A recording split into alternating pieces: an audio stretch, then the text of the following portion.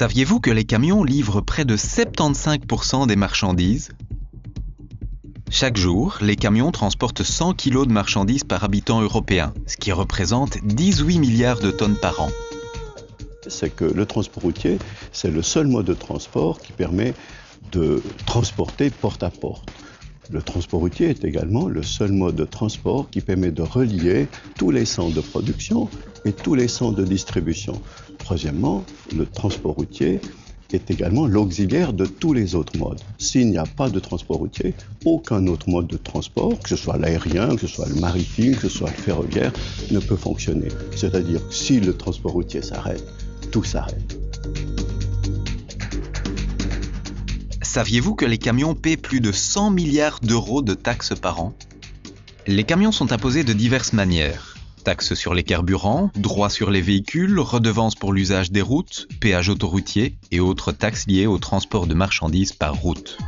Force est de constater que le transport routier paye 2 fois plus de taxes que le montant qui est alloué par les pouvoirs publics à la construction de nouvelles routes ou bien à l'entretien du réseau routier existant. Saviez-vous que le camionnage engendre plus de 6 millions d'emplois en Europe ? Chauffeurs, spécialistes logistiques, expéditeurs, le transport routier emploie directement 3 millions de personnes. En plus, 3,5 millions de personnes travaillent dans les secteurs directement liés au transport routier. La construction, la réparation, le leasing par exemple. Et ces chiffres ne donnent qu'un aperçu partiel de la situation, car les emplois qui dépendent indirectement de l'industrie du transport routier sont bien plus nombreux encore. Si on réduit la part de l'emploi dans le transport routier, c'est l'ensemble de l'économie qui va en souffrir, car le transport routier est un besoin vital. Saviez-vous que les volumes de marchandises vont encore augmenter de 50% d'ici 2030 ?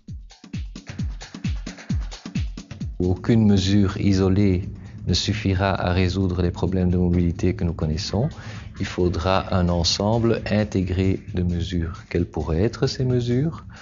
Par exemple, supprimer toutes les interdictions de circuler qu'on connaît, les interdictions de circuler la nuit, le week-end, par temps de neige, etc. Mettre davantage l'accent sur la comodalité. Je crois que tous les modes ont intérêt à se concentrer sur leurs points forts. Utiliser beaucoup plus des signalisations variables à l'aide de panneaux électroniques pour mieux gérer le trafic. Élargir les plages horaires pendant lesquelles on peut charger et décharger, de façon à ce que les camions ne soient pas obligés de se retrouver pendant les heures de pointe dans le trafic, comme c'est trop souvent le cas de nos jours. Le transport routier ? Simplement vital. Febetra.